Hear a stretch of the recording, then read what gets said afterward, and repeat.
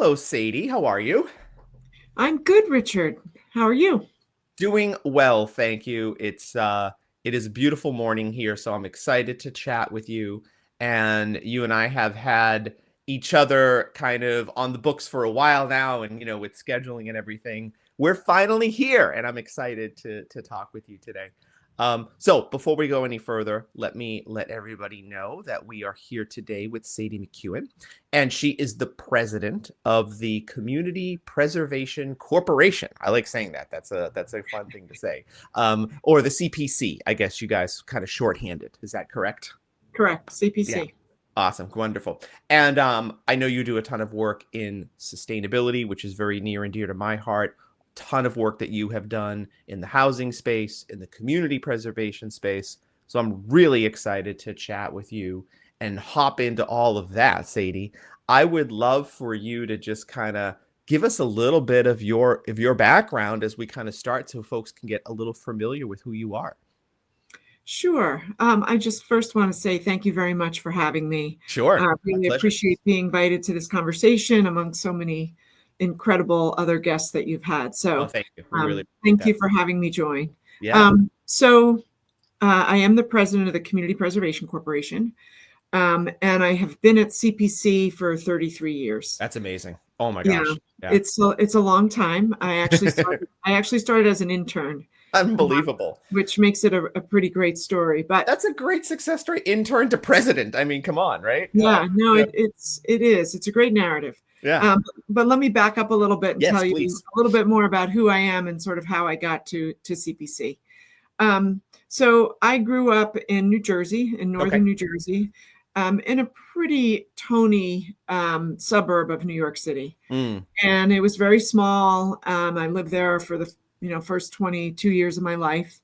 And my father really wanted me to get an experience beyond Glen Ridge, where I grew up. And so I ended up going to Fordham University in the Bronx. Oh yeah, right in the middle of the heart of it all. Yeah. Yeah. Yes, I and have a very good friend who's at Fordham Law School right now, actually. it's a fantastic Yeah. school. I was a little daunted initially because the Bronx in 1982, when I went to college, was a Sure. pretty different place than it is today. Sure. Absolutely.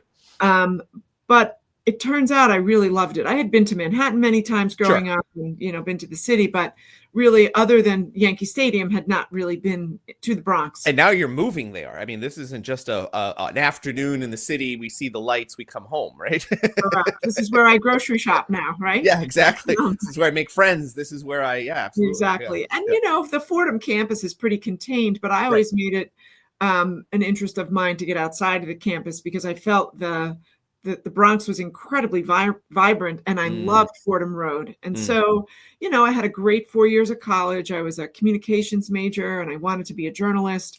Didn't really do anything about that as an undergrad, but that didn't matter. I did what I did do, because in high school, I did a lot of everything, a lot of Yeah. sports. I was president of my class, all that. So I kind of just wanted to see what I was all about in college. And so one of the things I started doing at Fordham was volunteering. Mm.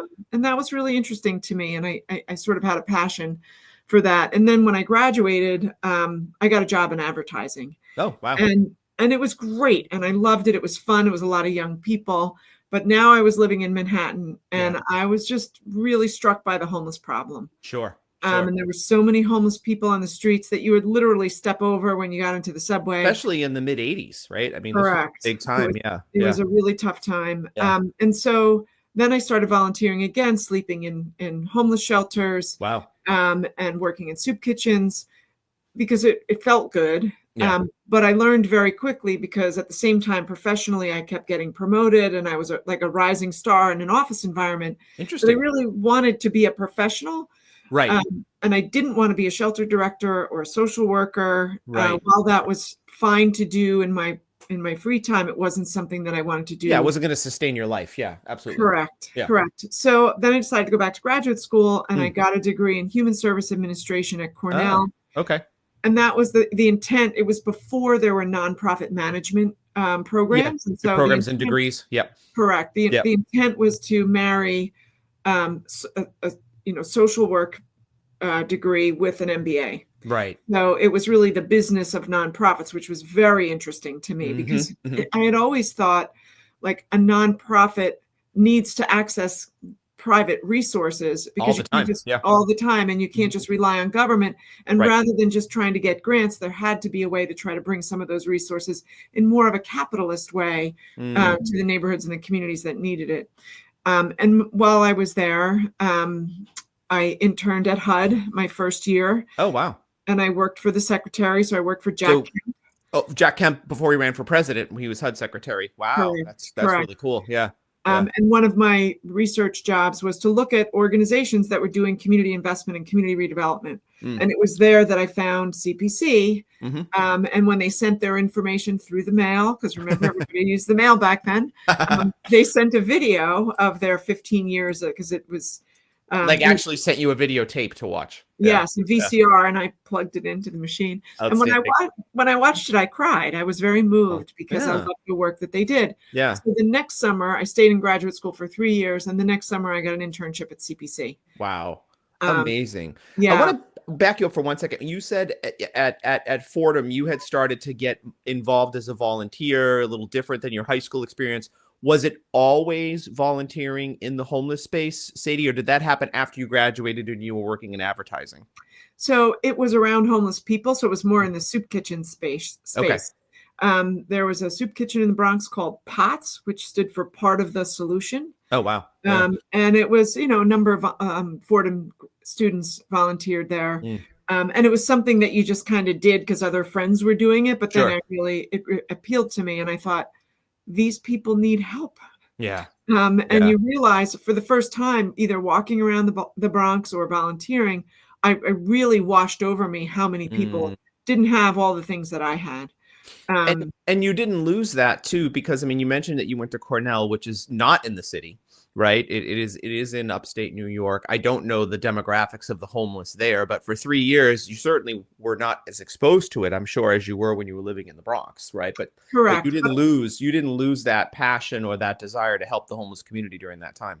Well, it was interesting because I found the Southside Community Center in Ithaca, and a lot of my project work I did in conjunction with Southside Community Center, whether that was accessing toiletries and basic needs, basic things that people needed that were homeless or very low income families. Yeah. So I learned more about families struggling to pay the rent and to stay.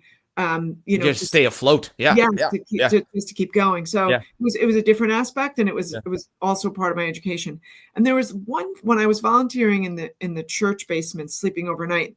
I met a man who was a Vietnam veteran. He was also a volunteer, but he had been formerly homeless, and he had a drug addiction that he was still struggling with. But he was a gifted carpenter. Wow. And so he would go by day and get these carpentry jobs where he was paid cash. And he didn't want to hold the cash. So he would bring it to me and I would meet him. You're his banker. Yes. And I would hold on to the money for him, and I opened an account for him. And hearing his story, he's my muse. Right. Yeah. He's a Vietnam veteran.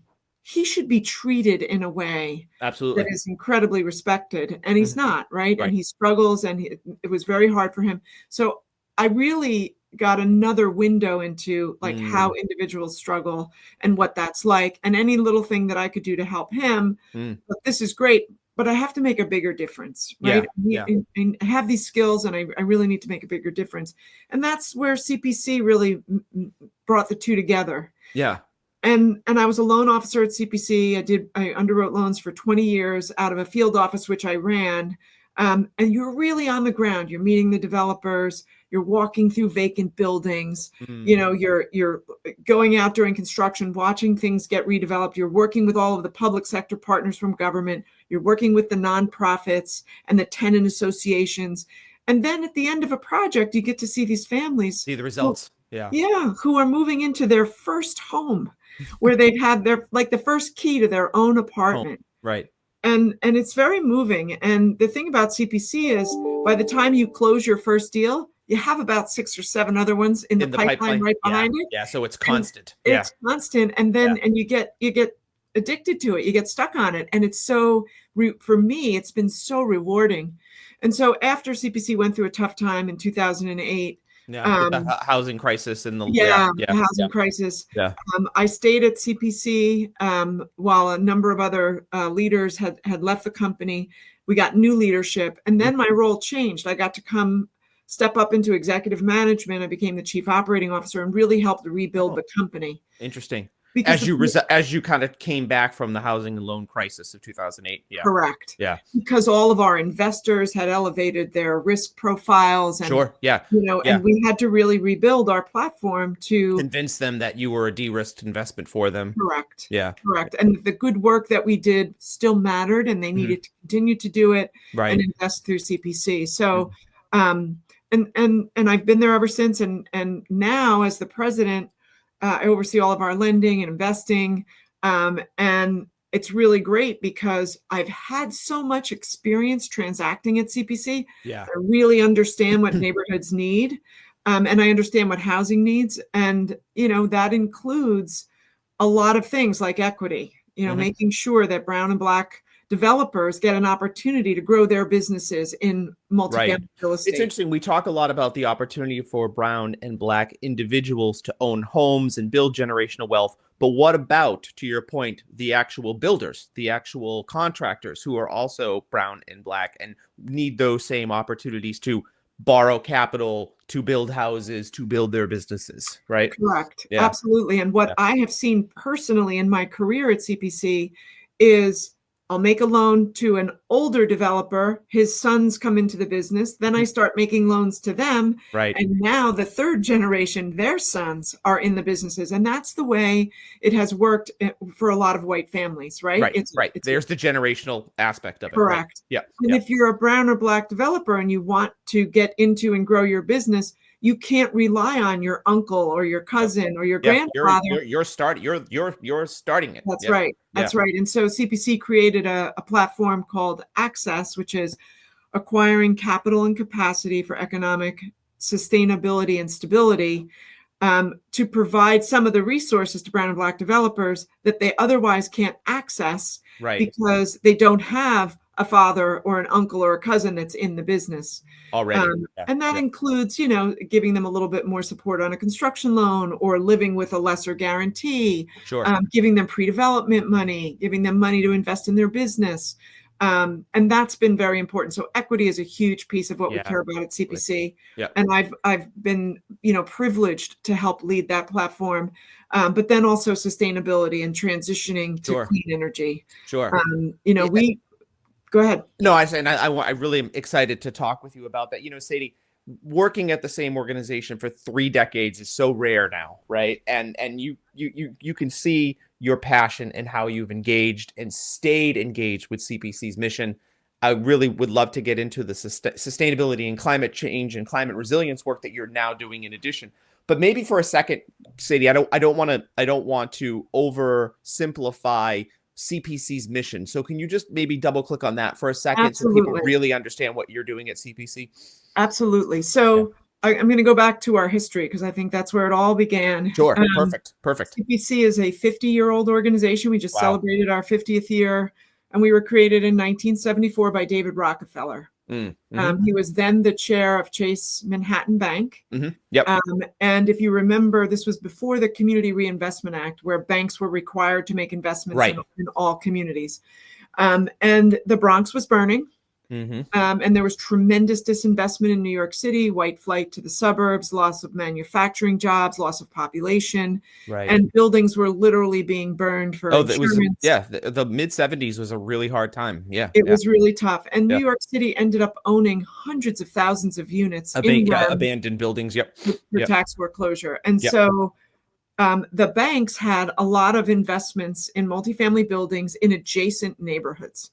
And these were turn-of-the-century buildings built in the 1910s and 20s. And now they're 50 years old, 60 years old, right? They needed roofs, windows, plumbing, electric.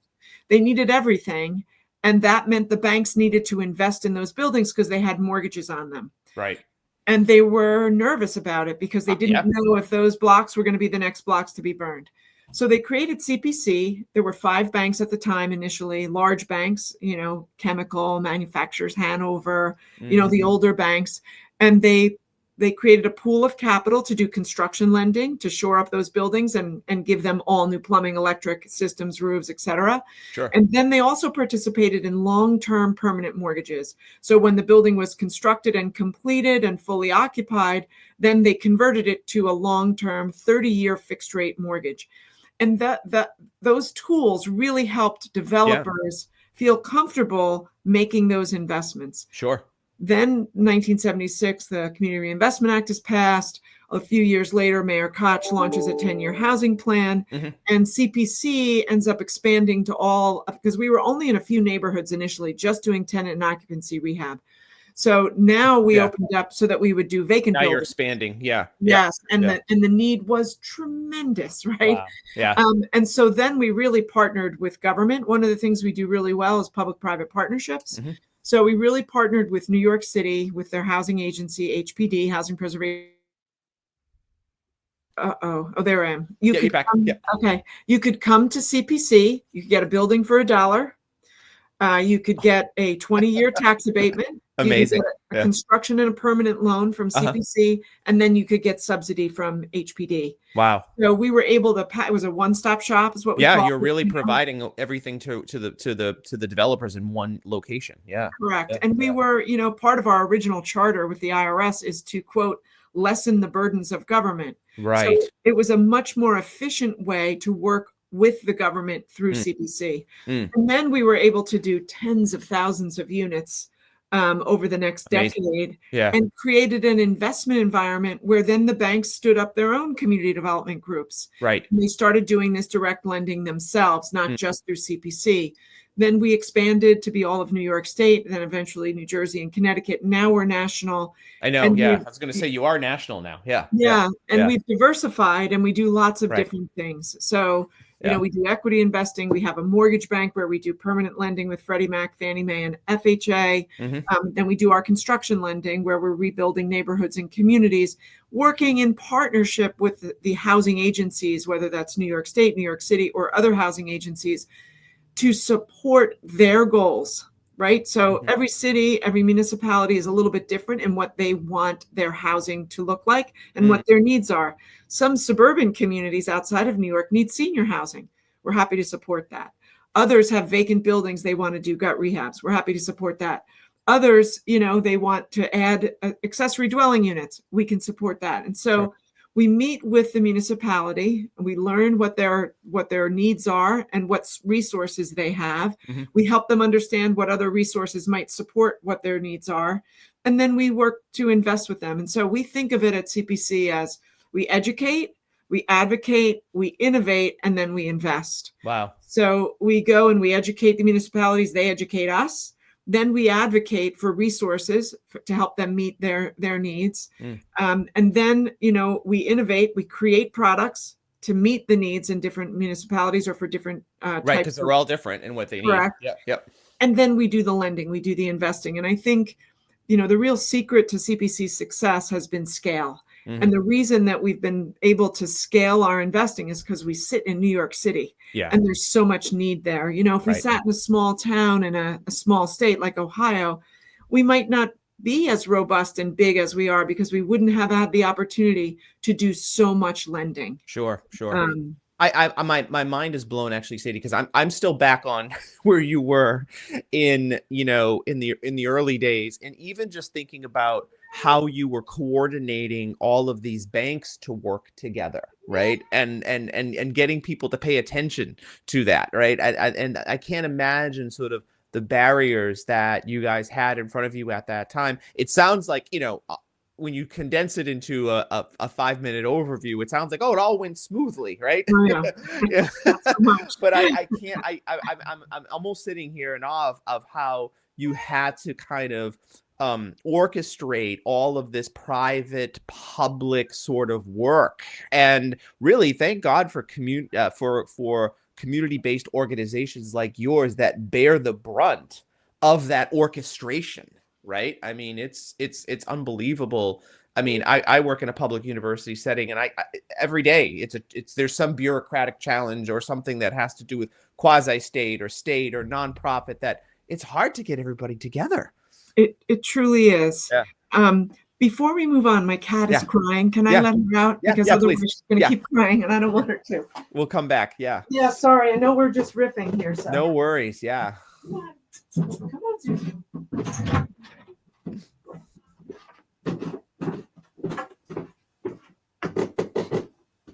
Sorry, I'm in my home office today. Yeah. Amazing. Beautiful. Yeah. So what I'll do, Sadie, is I'll just kind of restart from, Yep. I would love, Sadie, I would love to talk a little bit more about, this is a podcast dedicated to women entrepreneurs, and, your leadership as a woman in this space. One, there's not a lot of, women in construction there's more now than ever, but at the time when you came in, there was less. Lending, the same. Talk to us a little bit about some of the defining moments for you, as a woman in this space, and specifically as a woman leader in this space. I get asked this question a lot. I'm sure you do. Yeah. Yeah.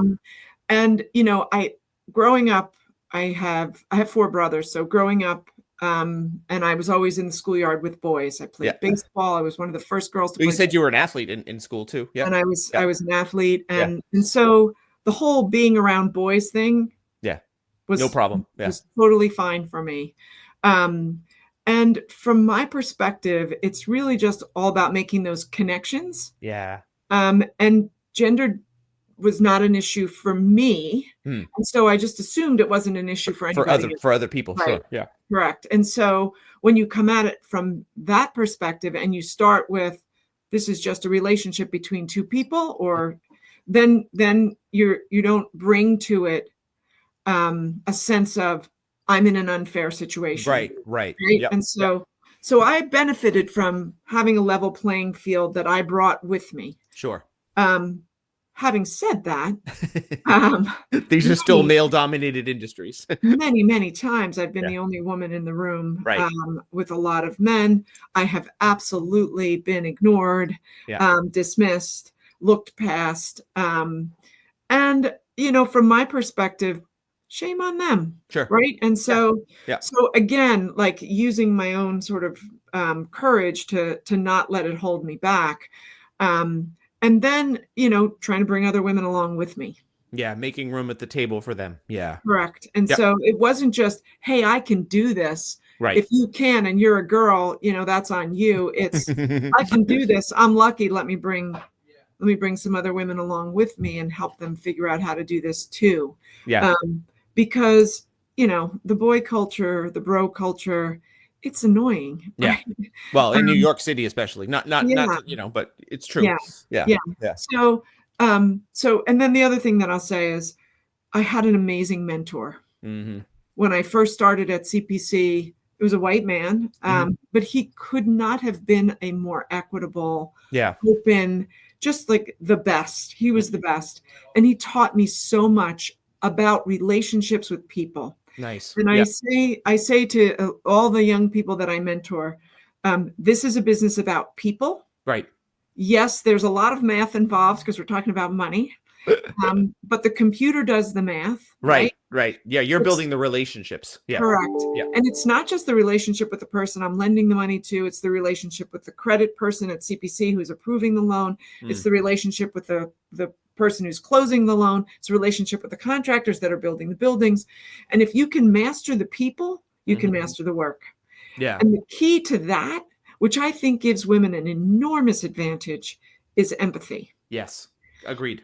And so if you are able to strategically position and use your empathy in a male-dominated situation where it's driven primarily by ego, you can win every time. Right? It's hard, but you can do, if you can do it, you can win every time. Yeah. And it's not winning because you want to be better than them. It's winning because you want to be able to do your work and do it successfully despite the challenges. The challenges that absolutely. No, that's great advice. I mean, the empathy piece, the mentoring piece, I really appreciate what you said there, especially the empathy, right? And when I look back to what draws me into these conversations and the different boards I sit on of women-led organizations, it is that empathy, right? It is that ability to see yourself within others. And and that is a special thing. And to me, it only allows you to better fulfill their needs, right? I Correct. mean, we talk on the product side about empathizing with your customer all the time and producing something for them that, solves an unmet need for them and solves it in a way that delights them and shows value for them. And if you can take an empathetic approach to that, you will be successful, right? Regardless. Yeah. Completely agree. And I always tell people that I mentor, whenever you're delivering a message, imagine how the other person is going to hear it. Right. Because you can say it any way you want, but you want to say it in a way that not only can they hear it, Mm-hmm. but they can appreciate it. This is like delivering a sandwich that they don't want to eat. And I won't use the word that people Right. usually Yeah. word when they talk about that. I get it. Yeah. Yeah. But in our business, oftentimes you're telling somebody, I can't lend you as much money as you want to borrow, or Sure. the credit committee didn't approve your loan because of X, Y, and Z. Mm-hmm. And sometimes you can deliver that in the best possible way where they're actually thanking you because it's not that we don't want to do it. We can't do it this way. So let me Right. help you think about Let's other find ways. another way. Yep. Yeah. One of the things we do at CPC, one of my mantras is we don't say no, we say how. No is easy. Yeah. Right? Right. No is so easy. Mm-hmm. How is the challenge? How is hard? Right. And how requires collaboration. Mm-hmm. It requires relationship building. Mm-hmm. It requires creativity. It requires commitment. Yep. It requires all of those things that embody the values of a company like CPC. And so why would we ever just say no? Plenty of banks do that. We're not a bank. We're not regulated. We're here to meet a different need. And that need is to be creative and to figure out the solutions to be able to do the type of investing that we do so that eventually other investors and other lenders will do it too. Right. And you just said two really important words. They both begin with the letter C there. You said commitment and creativity. And to your point, when you say no, you're giving up on commitment because you're saying no. So I'm no longer committed to this. And you're giving up on the idea of solving the problem in a more creative way. Right. Yes, so that's a 1000%. really exciting thing that you challenge your people to think about. You mentioned a second ago about sort of the innovation aspect of CPC, and that's one of your major tenets you talked about in your organization. And as you guys are innovating now into newer products, into sustainability, climate resilience, Sadie, I'd love to hear a little bit more about what you're doing with things like your Greenhouse Gas Reduction Fund, the National Clean Investment Fund, sort of these initiatives. And now we all need to think, right, about how do we create properties that are more sustainable, are more climate resilient, right? You at CPC are trying to help people overcome these barriers because these are expensive things to do, unfortunately, right? Building homes that are climate resilient or more sustainable are more expensive than some of the cheaper materials you can use. So I'd love to hear about how you guys are now, not maybe shifting is the wrong word to use, Sadie, so please forgive me, but really just additive to the resilience and the climate and sustainability work that you're doing at CPC. So it's funny that you use the word innovation when talking about this, because I think of it is innovative and it shouldn't be. This isn't something that we should say, wow, that's really cool and new. Yeah. I think of it more as integrative, right? It's so funny too, because you're right, because people now think of anything that has to do with climate resiliency and climate technology as innovative, but it really, to your point, should be integrated. Right. Right. And so we stood up a green financing initiative in 2008. Wow. Just as the Great Recession was hitting. Sure. And oil was $150 a barrel, which is wildly expensive. Oh my God. Yeah. And it was the single largest thing putting pressure on affordability in housing. And I'm talking about the kinds of houses or the kinds of buildings that we finance, which are low and moderate income buildings in in mostly in urban settings, although we do a good share of rural stuff too. But we said, okay, how can we address this? Right. And at CPC, one of the first lessons I learned as a loan officer was how much power you have as the first mortgage lender. So one of my first loans at CPC, was a new construction deal. A guy was going to build 26 affordable townhomes. And I got it through committee and I was so excited and I had the commitment and I sat down with the borrower and I was talking to him about it. And we got to the part of the commitment letter that talked about the environmental indemnification. And he said, I'm not signing that. Wow. And I said, well, I can't close the loan unless you sign it. He said, well, Right. I'm not signing it. Okay. Right. He went away. I was crestfallen. Oh my God, I lost my first deal. Yeah.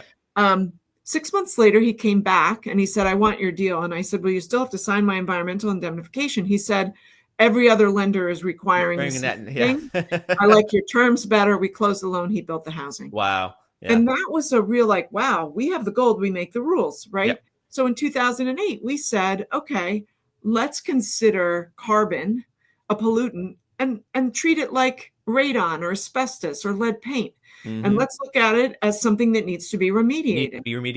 Yeah. And that remediation will be through greater efficiency. So we'll make the buildings much more energy efficient. It'll drive down. You can't control the cost of the commodity, especially when it goes to $150 a barrel. Right. But you can certainly control the amount of the commodity that you rely on. Use. Yep. Yeah.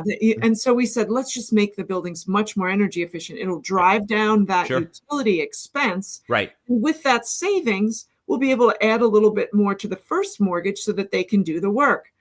Very simple. We didn't rely on any other source. We weren't looking for incentives or utility programs. It made sense to us. But it was a very risk-averse environment, 2008, 9, 10, because we were coming out of a recession. Yeah.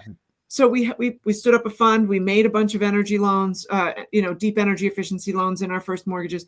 And then it sort of petered out. CPC went into our restructure, et cetera. But we held on to the idea that making buildings more energy efficient helped them to be more affordable, helped them to be more resilient.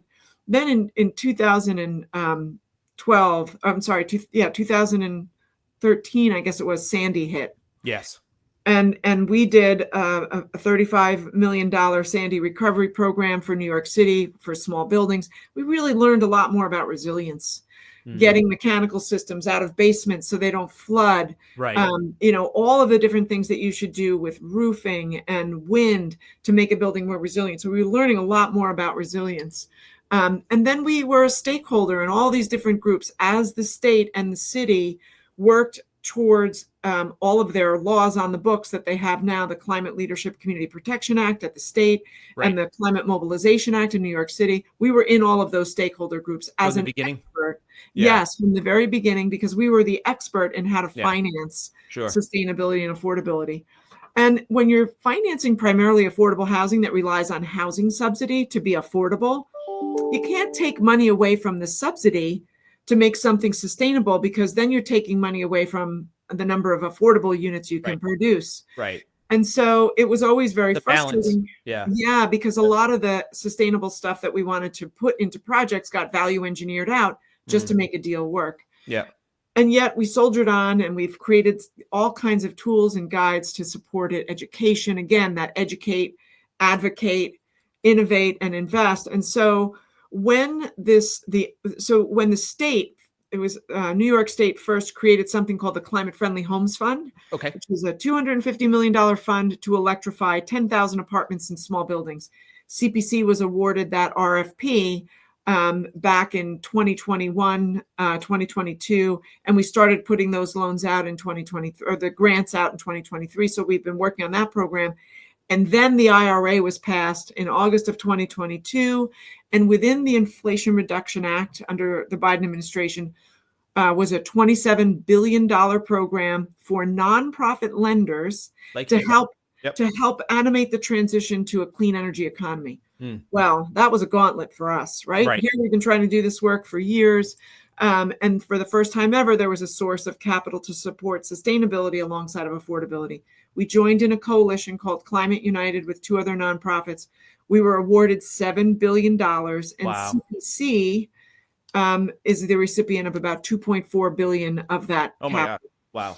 And that will all go into the deals that we and other lenders are already financing to get them to that next level to address energy efficiency, decarbonization, which basically means getting a building off of fossil fuel and making those buildings more resilient. And so we're trying to set a standard or create a template for how to do that. Mm-hmm. and create efficiencies in the way that gets done so that other first mortgage lenders, as potentially more regulation or more pressure comes for them to get buildings off of fossil fuel, they have a roadmap for how to do that through the work that we're going to be able to do. It's a national program. Right. We stood up our intake portal about a month ago. We've got over 250 I was going to deals. say, how many deals are flowing through that intake portal? Yeah. So Yeah. we're up over 250 deals. It represents about 55,000 units of housing. Wow. In 35 different states. And there's about 56 different lenders alongside of those buildings. And so it's exactly what we wanted to do. Sure. And that was in a month. Yeah. So really what we're doing is we're improving the quality of housing. We're making it much more energy efficient, yes, which makes it much more affordable, and we're making it more resilient. Mm. And it is a climate program, but for us, it's another source to support the creation of new, resilient, affordable housing and preserve the existing housing that we have to extend its useful life and make it more resilient to storms. And so the final thing I'll say is that we don't think of this as creating new green jobs. We're greening the jobs that we have. Already have. And we believe that that's what everybody, regardless of where they work or what they do, has to start to think about. Every industry needs to consider, what am I contributing to climate change and how can I change? Every business, every person. And for us, it's all about integrating sustainability into the buildings that we're financing. Well, I mean, it makes so much sense, right, Sadie? I mean, I live in Massachusetts. You live in New York. We just passed the Massachusetts LEEDS Act here, which is a major investment, right, in climate technology. And if you start at the most fundamental things, right, which housing is a very, Maslow's hierarchy of need here, right? Housing is, so why not make housing the most sustainable and climate resilient that it can be? It only benefits everyone. Correct. And your point earlier about it being expensive, it's more expensive now. Now, yes. But when you scale it, those costs come down. We saw that with solar. We're seeing it with heat pumps. You need demand to drive the cost down and make it business as usual. Sure. Right. And so that's really the change there. Yeah. And again, you and I live in states where it's very forward. It's not that way nationally. It will get there eventually. Right. That'll be appropriate and important. But and the ripple effect of this is amazing. We have a deal in Atlanta that's using something called mass timber, which is a new form of wood that buildings get built with, which is much more sustainable and resilient to storms and fires and floods. The factory for that is in Alabama. Yeah, that's great. The senator from Alabama is very supportive. And then what they want to do is creating jobs for Alabamans. Yeah. Correct. And then jobs for other states which have, sawmills that are going out of business. Right. Because they're not building as much. We're not building enough housing. And so this is a way to share that through job creation. So it's about more than just the housing. It's about the jobs. A big piece of this is educating and using schools, whether that's high schools, reinventing or reimagining BOCES to be clean energy academies, whatever it is. That's great. And then at the college level too, like what are these other alternative paths that you can take to participate in the energy transition? I really appreciate that. And I even more so appreciate it, again, living here in Massachusetts, but then also the idea of I'm not far from Maine, the sawmills in Maine haven't produced the timber that they used to produce. And to your point about the housing, less housing being built, it's all so interconnected. Right. And then I think back to the work that you and I have both done in public health. And this just leads to a healthier population too. Right. I mean, it's so amazing how it's so interconnected.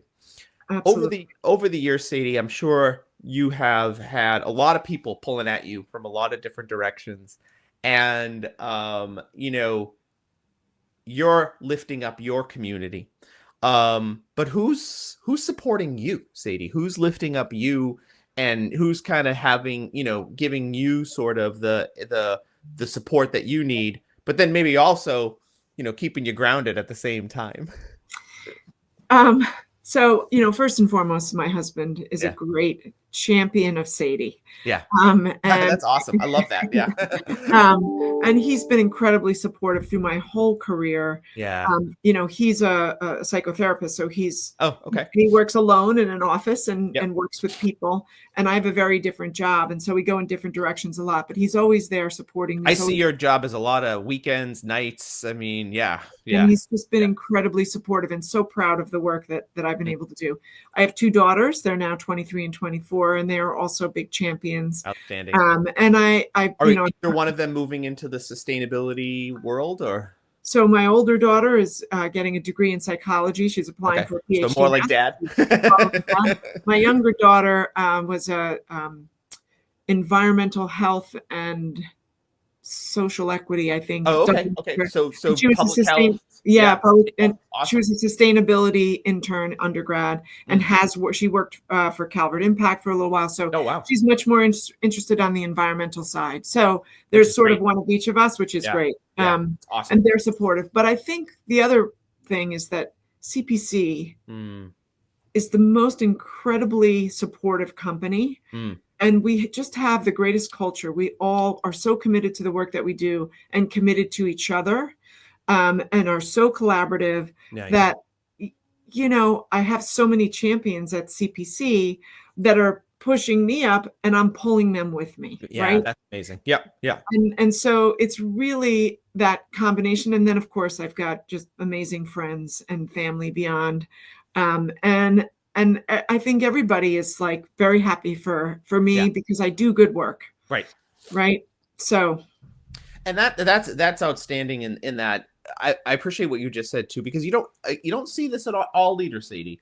The pushing up and the pulling up at the same time, right? A lot of leaders might expect their people to push them up and support them, but what is the leader really doing for the people to pull them up as well? Right. That's a pretty important distinction that I appreciate that you made there. Yeah. And I think, broadening what we do at CPC creates more opportunities for people at CPC. Sure. It also drives more impact in the neighborhoods and the communities that we serve. Right. But it gives us an opportunity to put people in positions to lead themselves. Right. I'm very naturally inclined to lead. Sure. Right. But not everyone is. Yeah. And not everyone is. And I understand that that's different. There are lots of really talented people at CPC that are terrified to get in front of a room. Right. I love to get in front of a room, but I realize that's me and that's them. It's no better or worse, just different. Yeah. So then how do you provide opportunities for those people that are quieter or more introverted, but have tremendous depth and skill? Sure. You can find those opportunities. You just have to be empathetic. Yeah. As to where their skills are and why they might be afraid. I'm not going to try to make them get up in front of a room if that's not what they want to do. Yeah, absolutely. But I'm going to put them in a position where their skill set can be seen and they can excel. I also appreciate what you said too about as CPC offers more diversity in what it's doing, clearly you increase your impact, which is super important. But also, look, at the end of the day, you need people to financially back you. And by playing in spaces that they're interested in, they're that more likely to financially back you. Right. So it's all a very holistic approach, isn't it? Yeah. Yeah, it is. And I'll speak to that for 1 second because it's critically important. The money that comes to CPC is private sector capital. Right. We do not rely on grants. We do not take foundation money to exist or survive, and the government doesn't support us. Right. We are fully operational and cash flowing and profitable, although the surplus goes back into the mission and the communities we serve. And what does that mean? That means we have to be credible to the private sector. And that's what I love about my job is I can be forward facing to a group of investors in a blue suit. Yeah. Right. And making a very professional presentation in the morning. And in the afternoon, I can be walking through a vacant building with a plumber that maybe just graduated high school, but knows more about plumbing and is better at his job than I'll ever be at mine. Right. With your hard hat on. And absolutely. And you see this tremendous diversity of talent and what it takes the impact to change a community. It takes everybody, it is a village. And being able to message and garner the interest and the participation and the collaboration of all of those many different groups of people has been a great pleasure. It is something that I have really loved because we're like Robin Hood. Yeah.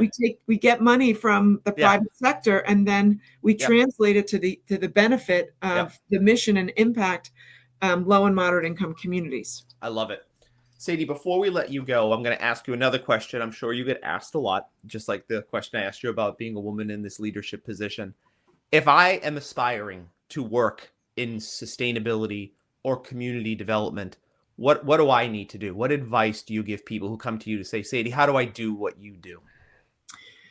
So the first thing I say is, keep your eyes open. It's a growing field. There's a lot of jobs. Mm-hmm. Mm-hmm. And the second thing I say is, don't wait around for the perfect job.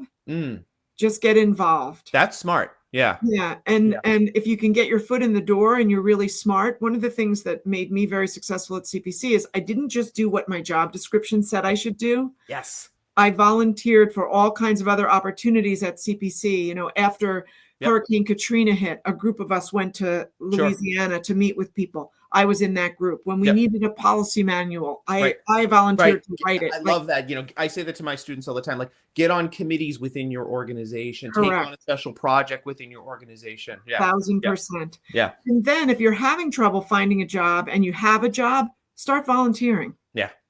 Volunteerism was so important to me very early on, and I still do my share of volunteer work, but you see things, you learn what interests you. For me, I learned what I was passionate about was not what I could do day in and day out. Right. That was hugely informative to me, which I only learned by volunteering.